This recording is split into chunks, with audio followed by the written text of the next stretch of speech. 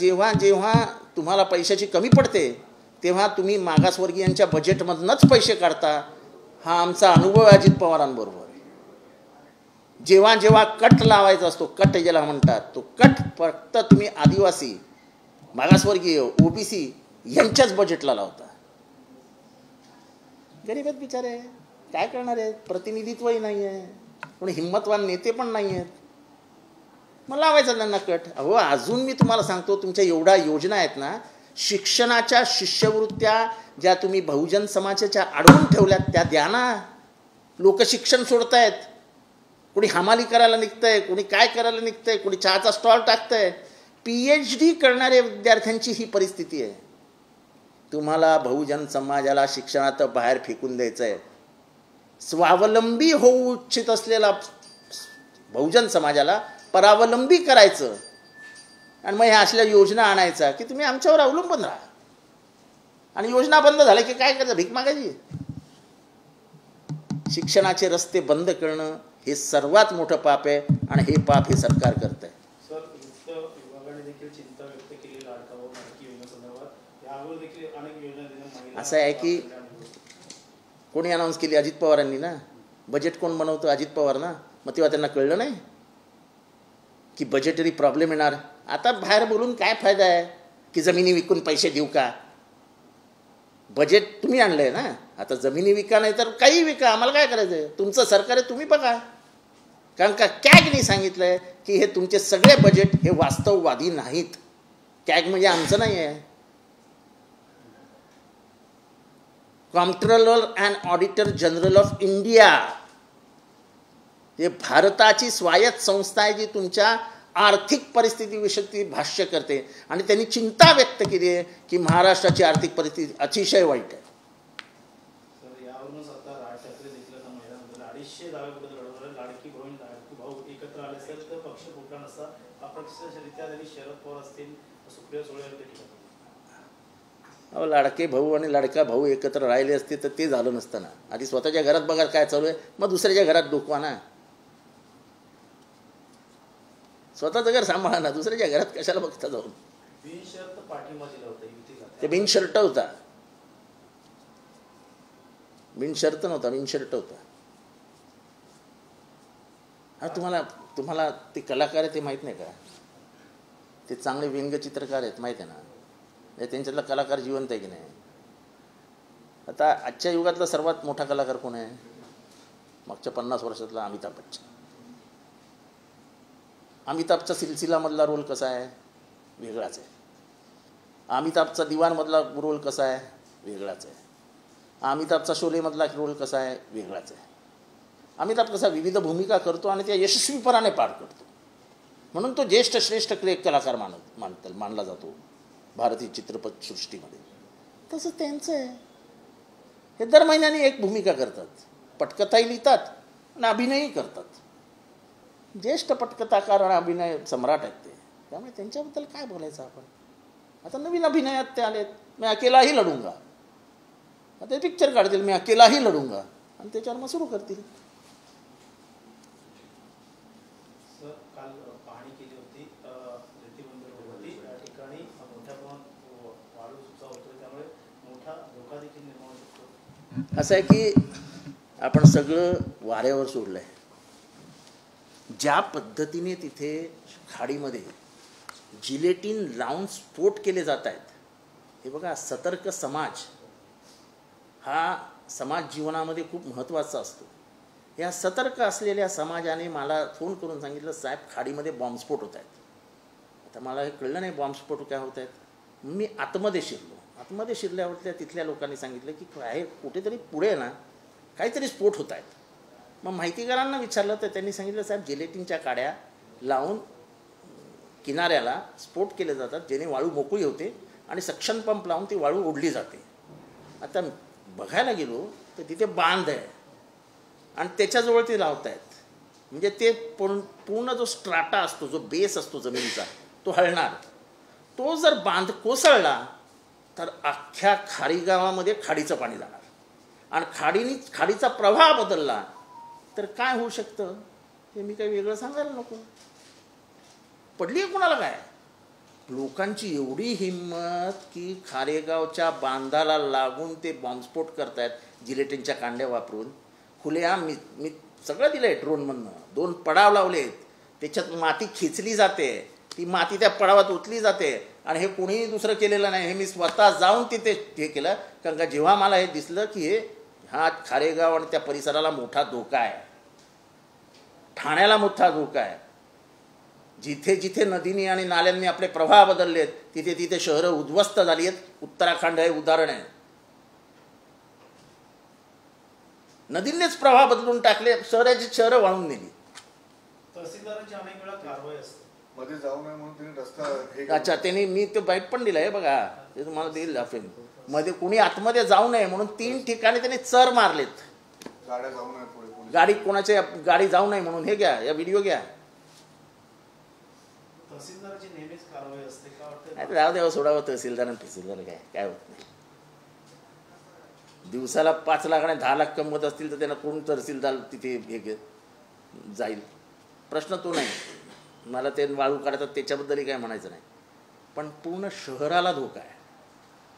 आणि त्या परिसरामध्ये 2 ब्रिज आहेत. एक रेल्वेचा ब्रिज आहे मुंब्राच्या बाजूला आणि एक आपला हायवेचा ब्रिज आहे. ही जर जमीन हलायला लागली तर हायवेचा ब्रिज कोसळेल. आमदार म्हणून त्या भीतीने मी तिथे गेलो. मला काही घेणं नाही, कोणी करा, पाडाव टाका, अख्खी खाडी खणून घ्या, शेवटी सांगण्याचं काम सरकारला, प्रशासनाला माझं आहे. मी केलं. मी म्हणजे आणि असं खोटं नाही तर मी त्याच्यात बोटी पण दाखवल्या आहेत आणि त्या पण व्हिडिओवर दाखवल्या आहेत की त्या बोटी तिथे होत्या, त्याच्यातनं उत्खनन चालू होतं, सगळं दाखवलं आहे. आता हे बघितल्यानंतर जर जागं झालं प्रशासन, कारण आपलं तक्रारी करून लेटर लिहून त्याच्यावरती वरिष्ठ लिहिणार, कारवाई करा, मग ते त्या टेबलवर जाणार, त्या टेबलवरनं दुसऱ्या टेबलवर जाणार, तिसऱ्या टेबलवर जाणार, चौथ्या टेबलवर जाणार आणि शेवटी 8 दिवसांनी ते तहसीलदाराकडे जाणार. तोपर्यंत बांध गेलेला असेल वाहून. सर, आमदार आपत्रे संदर्भात शिंदे गटाने आता मुंबई हायकोर्टात धाव घेतलेली आहे. मला वाटतं एखाद्या आमदार आपत्रे इकडे निर्णय लागलेला आहे मोठ्या प्रमाणात, त्याचं देखील कारण असं आहे की हे सुप्रीम कोर्टामध्ये ऑलरेडी माझ्या अंदाजाने उद्धव ठाकरे गट गेलेला आहे. 23 16 नाही, आता परवाची 29 ना, सोमवार 29ला सुप्रीम कोर्टात हिअरिंग आहे. खरी ती 23लाच झाली असती, पण 23ला नीटचं हिअरिंग असल्यामुळं आमचं 6व्या क्रमांकावर होतं. मग आमचं हे आणि त्यांचं 9व्या क्रमांकावर होतं. म्हणजे दोन्ही ऐकल्या असत्या सुप्रीम कोर्टाने, पण ते शक्य झालं नाही म्हणून 29ला आहे. आणि मला वाटतं या महिन्याभरात या सगळ्याचा निकाल त्यांना घ्यावाच लागेल, कारण का सुप्रीम कोर्टाची भूमिका होती की आम्हाला कसंही करून लोकशाही वाचवायची आहे. हे सुप्रीम कोर्टाचं विधान होतं, माझं नाही आहे. आणि त्यांनी शिवसेनेच्या बाबतीत विचारलं होतं की सुभाष देसाईच्या निर्णयामध्ये आम्ही जो निर्णय दिलेला आहे त्याच्या पलीकडे अध्यक्ष गेलेत का? तेव्हा त्यांना सांगितलं गेलं की हो, अध्यक्ष गेलेत. ह्याच्यातनं जे काय अर्थ काढायचे ते काढा.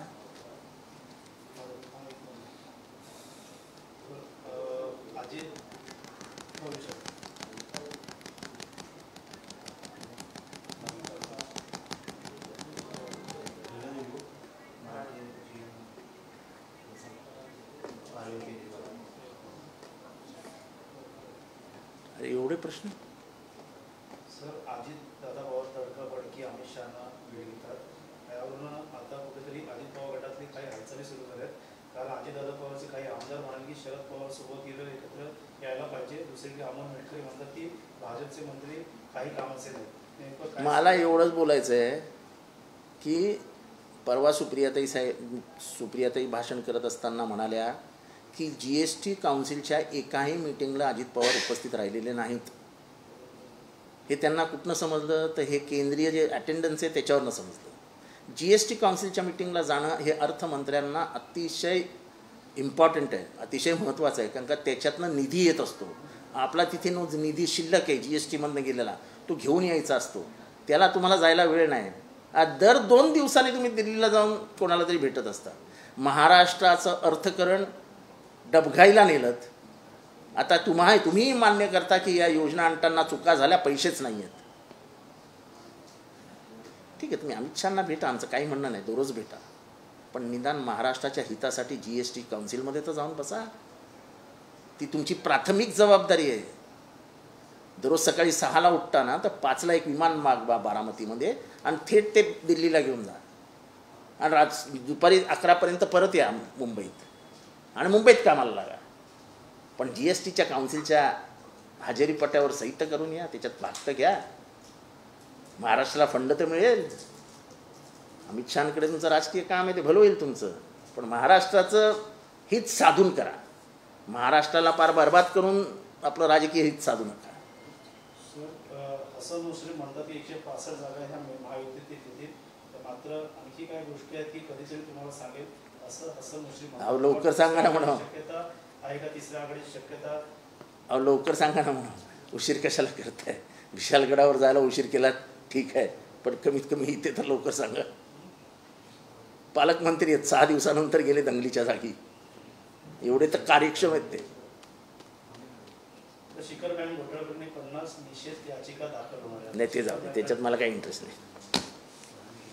अरविंद केजरीवाल संदर्भात आता अरविंद केजरीवालांच्या संबंधात इंडिया आघाडीने बैठक घेऊन त्याच्यावरती काही निर्णय घेतला आहे, तो योग्य आहे. आपल्या तुम्ही नाही का, तुमच्या सहकार्यावर हल्ला झाला की तुम्ही लगेच काळ्यापती लावता की नाही पत्रकार, निषेध नोंदवताना, मुख्यमंत्र्यांना भेटायला जाताना. मग तुम्ही जर एक होऊ शकतात तर आम्ही राजकीय नेते एक झालो तर तुम्हाला प्रश्न पडायलाच नको. तुम्हीच समजायला पाहिजे की काय. आपल्या परिवारातला कोणी जर असेल, हे सगळे तुमचा पण एक परिवार आहे, आमचाही एक परिवार आहे. आपण ज्याला फ्रेटर्निटी म्हणतो तर त्या फ्रेटर्निटीमध्ये आम्ही आहोत. आमच्यातल्याच एकाला जर त्रास होत असेल तर साहजिक आहे, प्रत्येकाला वेदना होणारच. संदर्भात ट्विट केलेलं छत्रपती शिवरायांपासून पाहणी करत असलेल्या ऐतिहासिक रोमंदकीला भाड्याने देण्याचा कट आता मीरा भाईंदर महापालिका घातला. जे आहे ते आहे.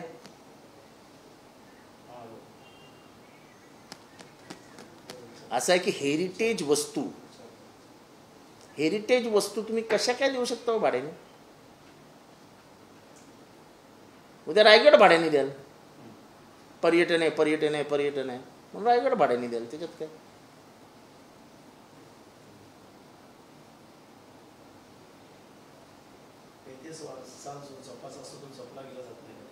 असं आहे की शेवटी हे गडकिल्ले हे तुमच्या अभिमानाचं, स्वाभिमानाचं, स्वकर्तृत्वाचं, तुमच्या शौर्याचं प्रतीक आहे. हे किल्ले बांधले कसे गेले, हिचे रस्ते कुठनं असतील, ही दगडं आणली ती कुठनं आणली असतील, ते त्याच्यावरती सिमेंट काय लावलं आहे, हे सगळं पुढच्या पिढीला समजलं पाहिजे ना. तुम्ही इतिहासच बुजवायला लागले तर पुढच्या पिढीला समजणार ना कसं हा देश कसा उभा राहिला. रायगड बघितल्यानंतर आपल्याला आश्चर्य वाटतं की 6 डोंगर पलीकडे किल्ला बांधला जातो. कसा बांधला गेले असेल? मुरुड जंजिरा हे किल्ले कसे बांधले गेले असतील? भर समुद्रामध्ये किल्ले बांधले, जेव्हा क्रेन नव्हती, जेव्हा सिमेंट नव्हतं, जेव्हा काय नव्हतं, तेव्हाच आर्किटेक्चरल हे काय असेल, स्ट्रक्चरल इंजिनिअरिंग कसं असेल. पण असा त्याचा विचार ह्याच्यासाठी अभ्यास करण्यासाठी ठेवलं पाहिजे. तुम्ही रोममध्ये जा, तुम्ही युरोपमधल्या कुठल्याही परिसरात जा, तिथले किल्ले इतके व्यवस्थित ठेवलेत कारण का किल्ला हा तुमचा इतिहास सांगून जातो. तुमचं शौर्य त्याच्यात लपलेलं असतं. त्या काळच्या माणसांनी काय काय कशा लढाया लढल्या असतील ते दाखवलेलं असतं. टकमक टोक हे गद्दारीला कसा शिक्षा दिली जाते याचं हे बोलकं उदाहरण आहे की ज्यांनी शिवाजी महाराजांशी गद्दारी केली, शिवाजी महाराजांना सह देण्याचा प्रयत्न केला, तेव्हा छत्रपतींनी त्या टोकावरून त्या माणसाला ढकलून दिलं. टकमक टोक त्याच्यासाठी बोललं जाते की टोकमक टोकावरनं ढकलून देईन.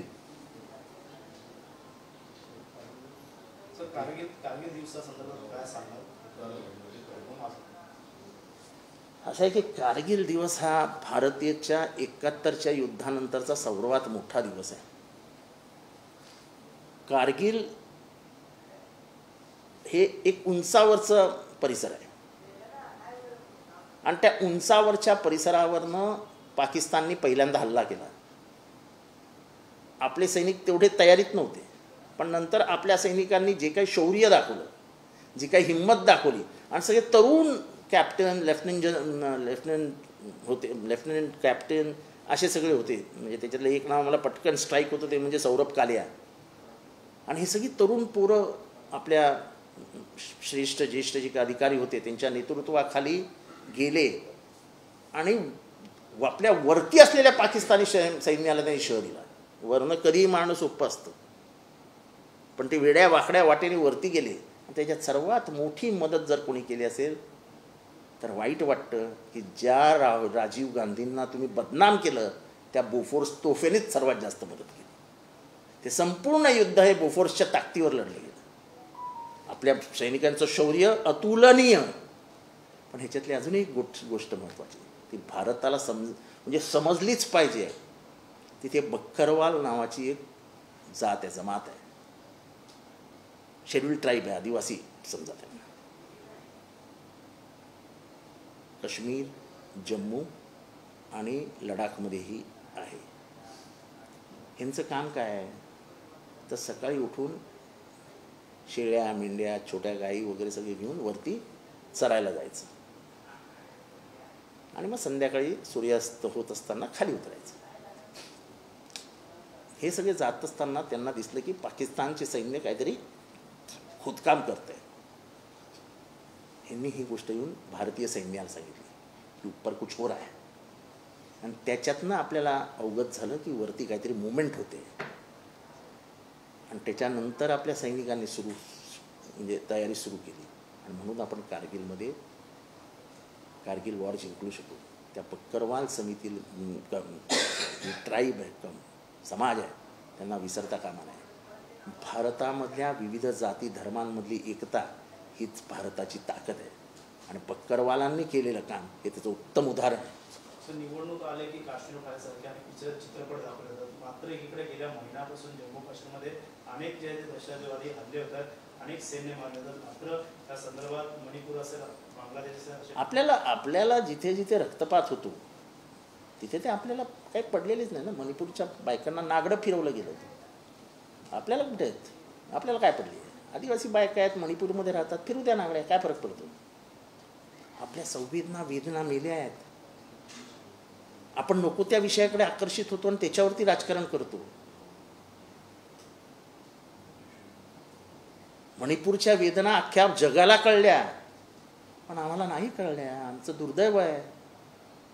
आणि मी आमची लाडकी बहीण म्हणतो आणि आमच्या लाडक्या बहिणींवरती खुलेआम तिथे बलात्कार होत होते.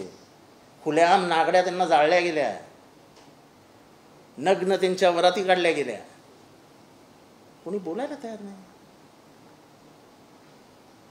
लोक जात आहेत मणिपूरला, त्यांना जाऊ देत नाही तिथपर्यंत. म्हणजे तेही तुम्हाला लपवायचं आहे.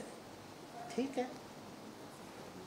सर, गोगावले तुम्हाला म्हणतात की जितेंद्र आव्हाडांनी कधी आरोप केले तरी देखील आम्हाला केवळ एवढंच सांगायचं आहे की कुठल्या विभागाचा निधी कुठे वळवता येत नाही, तो काय आम्ही केलेला नाही. प्रत्येक समाजावरती न्याय देण्याचं काम आम्ही आणि मुख्यमंत्री करतो. निधी संदर्भात ते बोलले मुख्यमंत्री. आम्हाला गोगोले साहेब, आम्ही सत्तेत होतो. अजित पवारांचा स्वभाव आम्हाला व्यवस्थित माहिती आहे. कट कुठे मारतात ते व्यवस्थित माहिती आहे. तेव्हा तुम्ही निधी, मी पहिल्यांदाच सांगितलेलं, आज नाही, मी जेव्हा हे सगळं चालू होतं तेव्हाच सांगितलेलं की ह्या नदीला कट बसणार आणि हे पैसे काढताना शेड्यूल कास्ट आणि शेड्यूल ट्राईबच्या निधीमधनं हा पैसा काढून दुसरीकडे वळवणार. आजपर्यंत इतिहास तपासून बघा, शेड्यूल ट्राईब आणि शेड्यूल कास्टमधलाच पैसा वळवला जातो.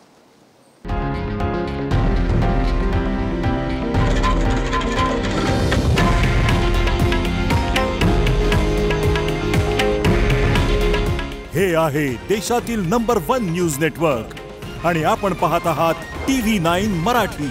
काळजी तुमची, हित महाराष्ट्राचं.